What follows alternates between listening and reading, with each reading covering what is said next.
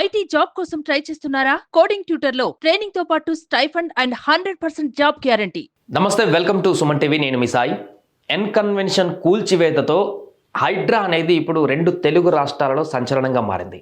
Hydraa commissioner Ranganath గారు ఏం చేస్తారు, నెక్స్ట్ స్టెప్ ఏం పడగొట్టబోతున్నారు, అక్రమ నిర్మాణాన్ని నెక్స్ట్ ఏది టార్గెట్ చేయబోతున్నారు అనేటువంటి అనేక వార్తలు వస్తున్నటువంటి సందర్భంలో గత 2-3 రోజుల నుంచి మిగతా పొలిటీషియన్స్, ముఖ్యమైనటువంటి నేతలకు సంబంధించిన అక్రమాస్తులను కూడా సోషల్ మీడియాలో ట్రోల్ చేస్తూ ఇది కూడా కూల్ చేస్తారనేటువంటి వార్తలు వినిపిస్తున్నాయి. దాంట్లో ఎంఐఎంకి సంబంధించినటువంటి వ్యక్తుల ఫాతిమా కాలేజ్ ఒకటి, పల్లా రాజేశ్వర్ రెడ్డికి సంబంధించిన యూనివర్సిటీ ఒకటి, మల్లారెడ్డికి సంబంధించినటువంటి యూనివర్సిటీలు కొన్ని ఉన్నాయి.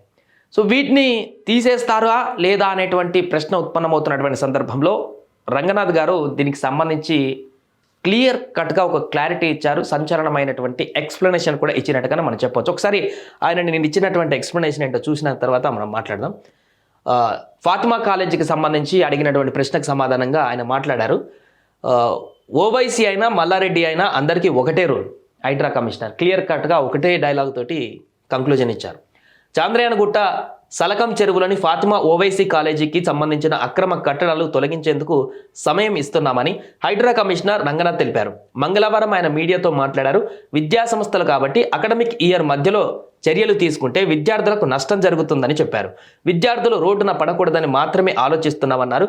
ఈలోపు వాళ్ళుగా తొలగించకపోతే హైడ్రానే చర్యలు తీసుకుంటుందని చెప్పారు.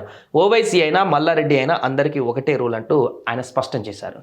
సో ఒకటి క్లియర్గా ఆయన చెప్పింది ఏంటంటే, ఫాతిమా కాలేజీని కూడా మేము ఖచ్చితంగా తొలగిస్తాం, అందులో ఎలాంటి సందేహం లేదు, ఎలాంటి రాజకీయ ప్రమేయం లేదు, ఎలాంటి ఒత్తిడి లేదనేటువంటి ఒక కంక్లూజన్ ఇచ్చినట్టుగా అయితే ఆయన చెప్పిన దాన్ని బట్టి మనకు అర్థమవుతుంది. కాకపోతే అది విద్యార్థులకు ముడిపడి ఉన్నటువంటి అంశం కాబట్టి, ఇది ఇయర్ మధ్యలో ఉంది కాబట్టి, వాళ్ళ అకాడమిక్ ఇయర్ వేస్ట్ అయిపోతుంది కాబట్టి, ఒకవేళ అలా దుందుడుకు చర్యలు చేపట్టినా కూడా ఎన్ కన్వెన్షన్ అంటే అదొక ప్రైవేట్ ప్లేస్, అదేవిధంగా ఫంక్షన్ హాల్ లాంటి ఈవెంట్లు చేసుకునేటువంటి ఒక ప్లేస్ అది, అదేవిధంగా కట్టడం అది.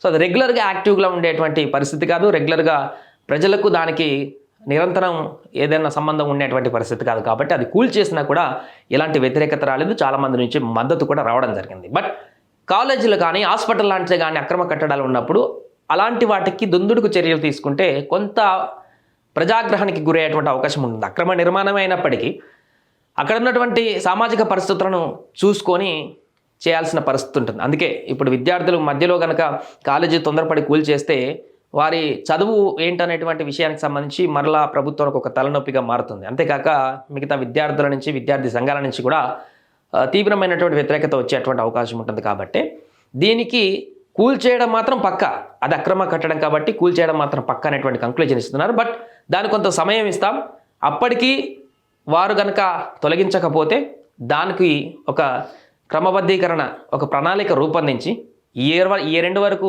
విద్యార్థులకు ఒక ఇయర్ ఎండ్ అయిపోతుంది కాబట్టి అందులో ఉన్నటువంటి విద్యార్థులను మిగతా కాలేజీకి షెఫుల్ చేయడమా లేకుంటే ఇంకో కాలేజీకి అలాట్ చేయడమా, దీన్ని ప్రభుత్వమే ఒక ఇనిషియేట్ తీసుకొని, హైడ్రానే ఒక ఇనిషియేట్ తీసుకొని దాన్ని కూల్ చేసేటువంటి పరిస్థితి అయితే ఉంటుందనేటువంటి ఒక కంక్లూజన్ అయితే వచ్చింది. అలాగే మల్లారెడ్డి పేరును కూడా తీసుకొచ్చారు కాబట్టి గతంలో మనం చూసాం, మల్లారెడ్డి యూనివర్సిటీలకు సంబంధించి చాలా వరకు చెరువుల్లో కబ్జా అయ్యాయి, చెరువులను నిర్మించారు, అనేక నిర్మాణాలు ఉన్నాయనేటువంటి ఆరోపణలు చాలా కాలం నుంచి ఉన్నాయి. సో వాటిని కూడా ఖచ్చితంగా రిమూవ్ చేస్తామనేటువంటి ఇండికేషనే కనిపిస్తుంది. ఇక పల్లా రాజేశ్వర్ రెడ్డిది చూస్తూనే ఉన్నాం, ఆయన యూనివర్సిటీకి ఇప్పటికే నోటీసులు ఇవ్వడం జరిగింది, అక్కడ అధికారులు సమీక్ష కూడా చేస్తున్నటువంటి పరిస్థితి. సో ఏదేమైనా కూడా ఎలాంటి జనరల్గా ఎన్ కన్వెన్షన్ కూల్చినప్పుడు రాజకీయాలకు సంబంధించినటువంటి వ్యక్తులు, తమ పార్టీకి అనుబంధంగా ఉన్నటువంటి వ్యక్తులు, తమ పార్టీ నేతలు అయితే కూల్చుతారో లేదో అనేటువంటి ఒక సందేహం ఉండేది. బట్ ఇప్పుడు ఎంఐఎంకి సంబంధించినటువంటి ఓవైసీ బ్రదర్కి సంబంధించినటువంటి కాలేజీనే కూల్ చేయడానికి సిద్ధమవుతున్నారంటే క్లియర్ కట్గా ప్రభుత్వం ఒక ఇంటెన్షన్తో ఉంది. ఎవరైనా కూడా, ఎందుకంటే కాంగ్రెస్కి ఎంఐఎంకి సత్సంబంధాలు బాగానే ఉన్నాయి, ఈ పార్టీకి ఆ పార్టీ మద్దతు ఇచ్చేటువంటి పరిణామాలే ఉంటాయి. గతంలో కూడా ఎప్పుడు చూసినా కూడా ఆ సత్సంబంధాలు కొనసాగుతున్నటువంటి సందర్భాలు చూసాం.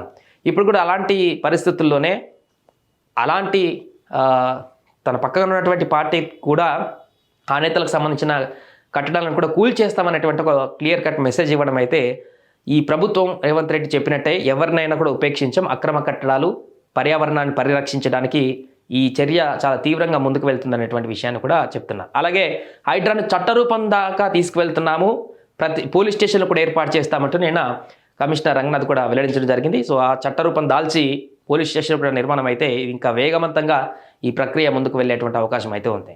సుమన్ టీవీలో మీ పర్సనల్ అండ్ బిజినెస్ ప్రమోషన్స్ కోసం కింది నెంబర్కి కాంటాక్ట్ చేయండి.